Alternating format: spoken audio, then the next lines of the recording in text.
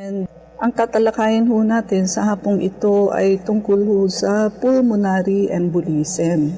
Ano ho ba ito? So ito ho ay isang serious medical condition na nangyayari ho kapag one or more arteries, ugat natin sa lungs, ang nabarahan ho ng blood clot. At itong mga clot na to, kadalasan ho naggagaling sa mga deep vein thrombosis. Nakikita niyo ho ba yung may mga ugat sa binti na kulot-kulot na para hong mga bulati?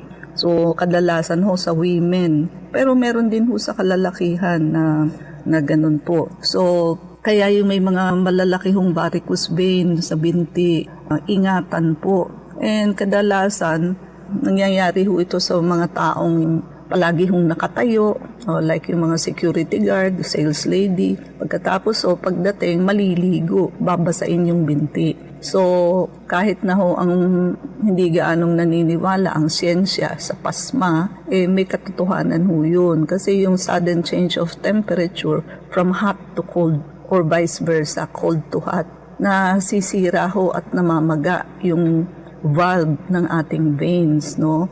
Yan hong valve sa veins, yan ho ang parang pintuan na sumasara sa ugat ninyo. Kasi ho ang vein paakyat, galing baba, binti natin, paakyat ho sa puso. Ngayon, ang role ho ng valve dyan, isasara niya yung valve para hindi ho mag-backflow yung ating dugo, no? Ngayon, pag yung valves po ang nasira, edi magba-backflow na po yung mga dugo. So, magbabulge po. Yun ang makikita nating nakaumbok pag sira na ho yung mga valves. So, yung paglagi hong nakatayo, biglang hugas kayo ng binte, malamig, sisira ho yung mga valve na yan. Kaya ho, magkakaroon ho talaga ng varicosities sa binti.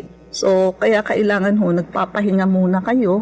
At kung pahinga 1 hanggang 3 oras, tapos pag naligo kayo, medyo maligamgam lang ho at mabilis lang. O kung kaya nyo hong magpunas na lang muna, kinaumagahan na ho kayo maligo. Magpunas ho kayo ng face towel na maligamgam. At kung maaari, wag nang maligo. No? Siyempre, sales lady, nakatayo yung maghapon, security guard, ganun din. So, pagod ho talaga yung binti. Also, yung mga namamalansya ng matagal. Tapos, maghuhugas ng pinggan. Ngayon din po. So, ingatan po. At ang tawag ho dyan is deep vein thrombosis. At ito ho, pag napilas, galing ho doon sa thrombosis ninyo sa ugat, yung embolus yung napilas na part, dadaloy ho yan sa ating dugo at matatrap ho yan sa arteries papunta sa lungs. Siyempre ho, pag may area ng lungs na hindi napasukan ng blood flow, siyempre ho, bit-bit ng dugo yung oxygen and nutrition. So, marireduce ho ang oxygen level sa katawan. Kaya yan ho life-threatening, nakakamatay ho yan. Aside from deep vein thrombosis, immobility. Yun ho bang matagal na nakahiga kayo, hindi ho kayo umuiba ng posisyon. So, yung prolonged bed rest, tulad ng long trip, siyempre nakaupo lang kayo, halimbawa sa aeroplano, na nalilimit ho yung movement. Or surgery, na operahan kayo, of course, hindi rin ho masyadong makagalaw, nakahiga lang.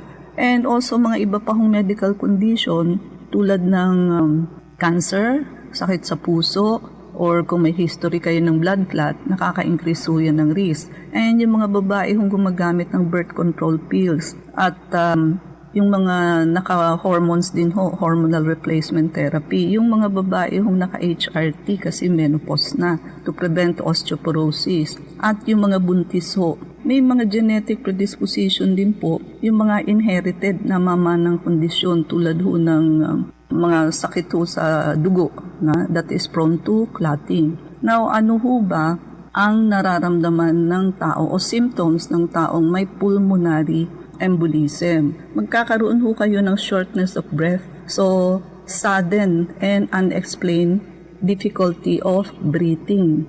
So, mahihirapan hong huminga, kapos ang paghinga. And chest pain, so magkakaroon ho ng pain sa dibdib, which is, ang characteristic ho, sharp, parang tinutusok, stabbing pain, na nagwo-worsen po upon pag nag-deep breathing or coughing. And ang While iba ho ang chest pain nito sa may bara sa puso. Ang may bara sa puso ho o galing sa puso na chest pain, mabigat para hong may nakadagan. So, ito naman ho, sharp, parang tumutusok. So, magkaiba ho ang karakteristik. So, sa pulmonary ho, pag sa baga, ayun ho, matalim ang klase ng pain para hong tinutusok. And ubo, and kadalasan ho, yung ubo blood streak. So, may bahid ho ng dugo. Then, ang heartbeat ho ng pasyente, mabilis, rapid heartbeat or we call it tachycardia. And ang pasyente ho, lightheadedness, lightheaded, or yung pakiramdam ho bang para kang mahihimatay. So, tandaan niyo ho yung mga simptomas na yan, lalo na kung isa ho kayo sa mga pasyenteng marami hong varicosities sa binti. Now, ano ba yung mga imaging test na pwedeng gawin? CT pulmonary angiography. Ayan ang pinaka most common imaging test.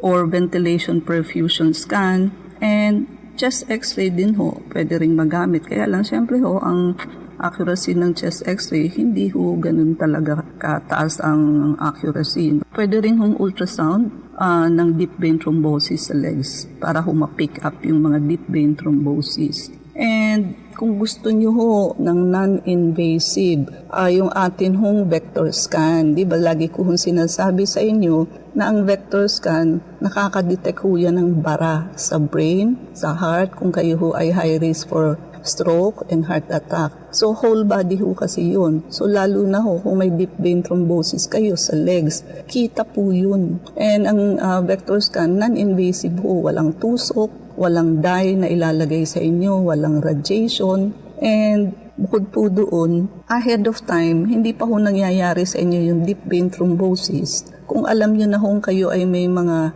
varicose veins na ang lalaki ho sa binti, ahead of time, pwede na ho kayong magpa-vector scan ahead. Kasi ho, kung sakaling meron, hindi nyo nahihintayin, makarating mapilas ho ito at makarating pa ho sa inyong baga para kayo ay mag-pulmonary embolism. So, ahead of, because ang vector scan di ho ba, it catches the body before the onset of diseases. At kung sakali hong meron kayong DVT or deep vein thrombosis, yan po ay may protocol din po tayo dyan. Yung ating mga blood cleansing like laser, yung ating hong ozone, yung ating hong ultraviolet and high-dose vitamin C can settle. Nakakapagganda ho kasi yan ng circulation. Yung mga thrombosis o atherosclerosis, nalelesen ho yan unti-unti. Sa cell repair ho yan para yung mga valve ho ma-improve sa inyong veins.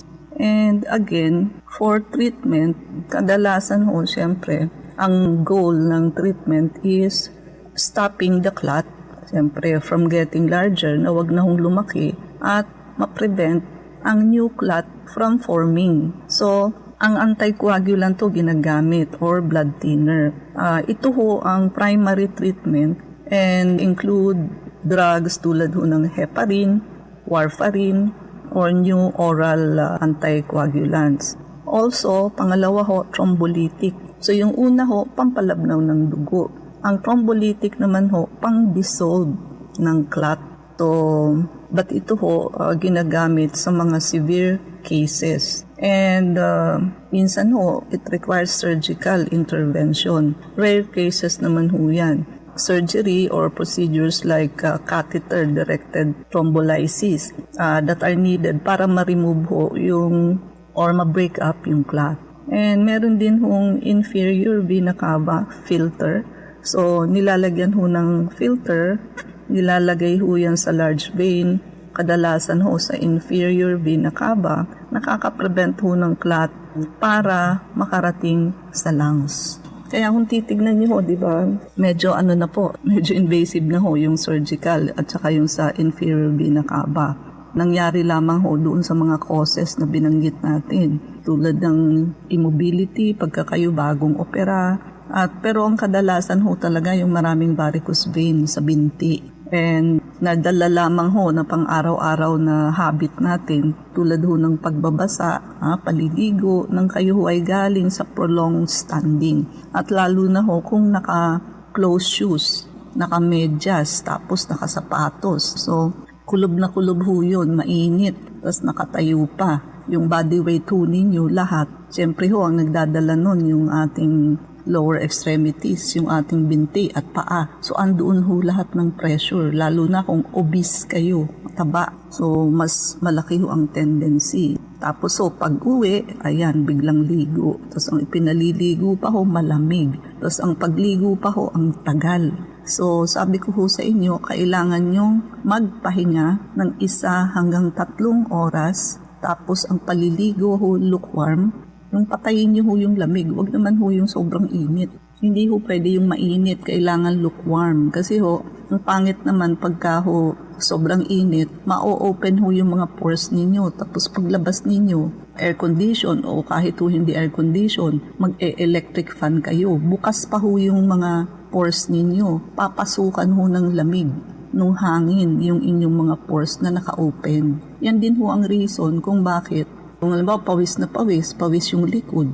O tapos ho, tatapat kayo sa electric fan, ganun din ho, open ang pores. Kaya ho, di ba, yung ginagawa nating magsasapin ng towel sa likod, di ho ba? Para ho hindi pasukan ng air, yung naka-open na pores. And yun din ho ang reason kung bakit yung mga basketball player o kung anong sports pa yun, pagkatapos ho ng kanilang activity, pinag-shower ho sila ng room temperature lang ho yung tubig. Pero ho, seconds lang, para ka lang ho nagbalnaw, para lang ho. Ang purpose nun actually is hindi para maglinis ng katawan, kung hindi po to close the pores. Kasi ho, pawis, naka-open yung pores. Pag binuhusan mo ho yan ng water, sasara ho lahat ng pores simula ulo hanggang paa. Kasi pag hindi ho ginawa yun, papasok sila ng mga air-conditioned room o may electric fan, pasok na pasok ho ang lamig sa loob ng katawan. So, yung iba ho, di ho naiintindihan yung purpose. Maliligo ng pagkatagal-tagal, tsaka ho magkukuskus, magsasabon, mag-i-scrub, hindi ho pwede.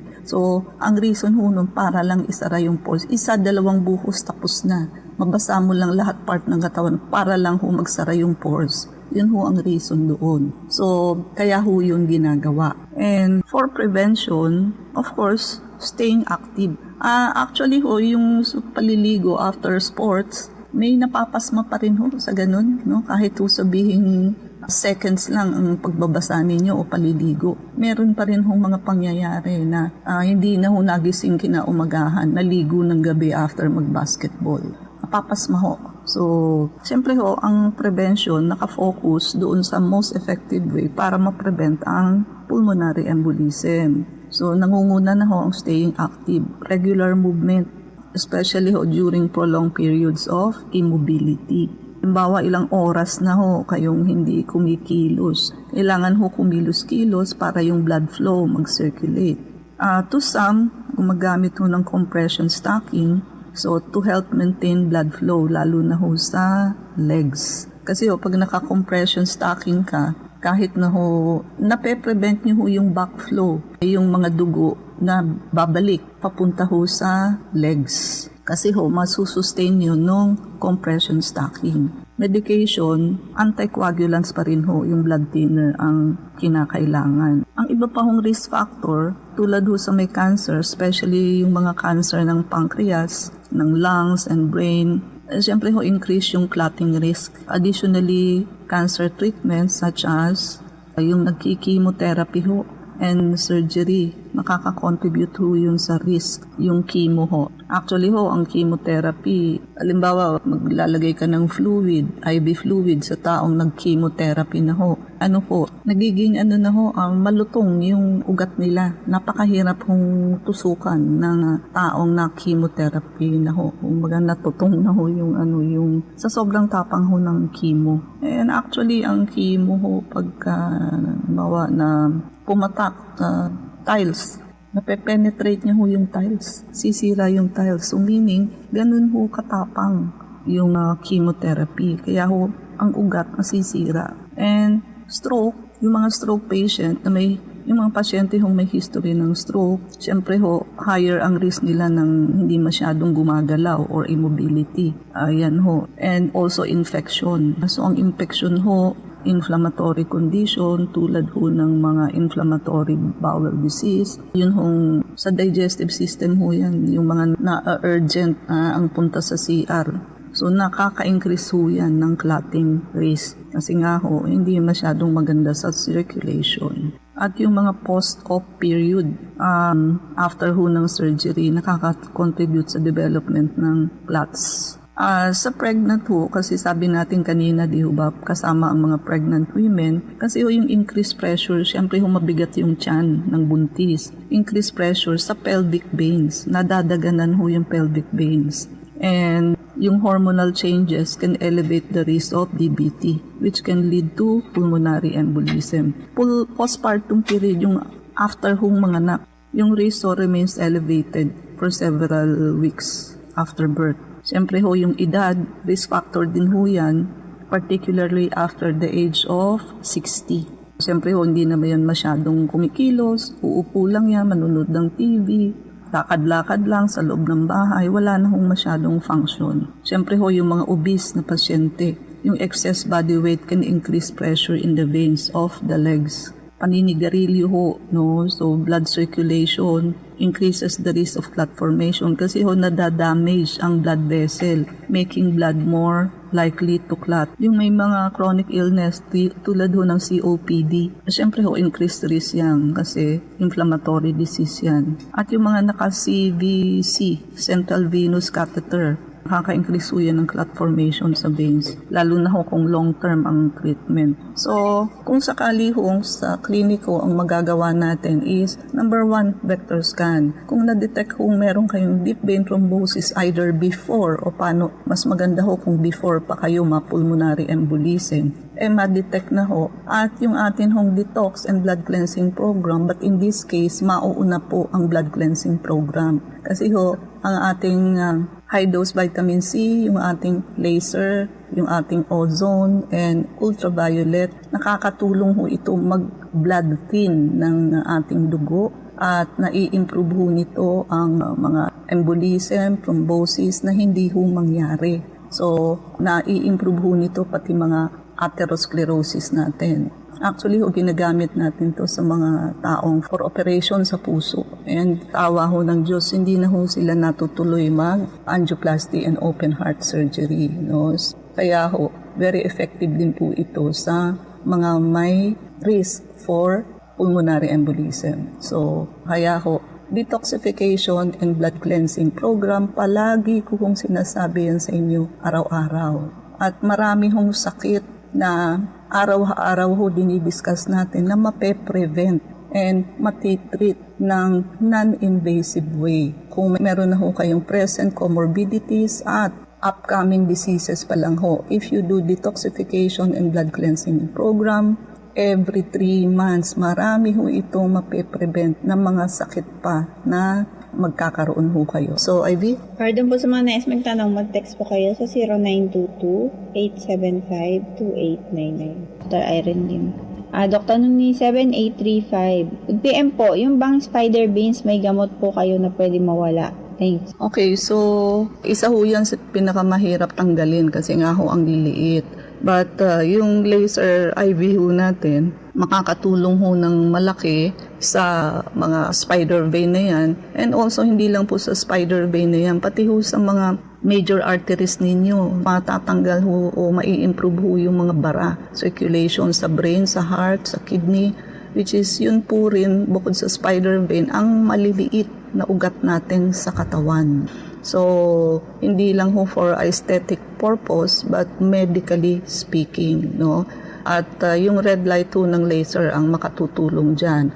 Ang laser ho natin, hindi lang red light, may blue and green. Blue for infection and nodules, tumors, at yung green light ho is for oxygenation and also improving your immune system. So, hindi ho kayo magsisisi at nakapromo ho ngayon ng ating IV laser. And makihabol na ho kayo, i-prepaid nyo na po kasi baka ho malapit na ho itong mag-close. So, walang tayong oras. Mangyari po lamang na kayo magpalista kung kayo ay magpapacheck up. So, Unit 1101, Clinica Medica 101, Centuria Medical Makati, Salamanca Street Corner, Kalayaan Avenue, Makati City. So ang landmark ho natin is along Makati Avenue, yung corner General Luna Street. Everyday ho bukas ang clinic, pati na rin Saturday and Sunday, and even holidays. Kailangan lamang ho magpalista kayo ahead. And sabayan nyo na ho ng pagpapavector scan, detoxification and blood cleansing program kasi yan ho, dalawang procedure na yan ang mag-a-address sa root cause ng halos lahat ng sakit. So samantalahin nyo ho habang ang ating detox program ay naka-buy 2+1 pa ho. Bili kayo ng isang detox, isang blood cleansing, ma-free nyo ho ang vector scan. Makakasave ho kayo dyan ng 5,000 pesos. And also yung atin hong beauty drip, yung mga gusto hong mag-cutis artista, talaga ho naman kayo ay mag-bloom, puputi, at kikinis ho kayo, no? So, in short, gaganda at babata kayo. Lalo na ho kung mag-package kayo ng 5 session or 10 session, talaga ho mag-iiba ang itsura ninyo. Cutis artista kayo. And yung atin hong IV laser, naka 20% discount. So, makiagaw na ho kayo, daig ho ng maaga, pang masipag, at baka ho kasi mag-close na. So, makihabol na ho kayo dyan. Pwede nyo i-prepaid yan, wala hong expiration kung kailan ninyo gustong gamitin, at transferable ho yan, meaning pwede nyo ipangregalo sa mga mahal nyo sa buhay.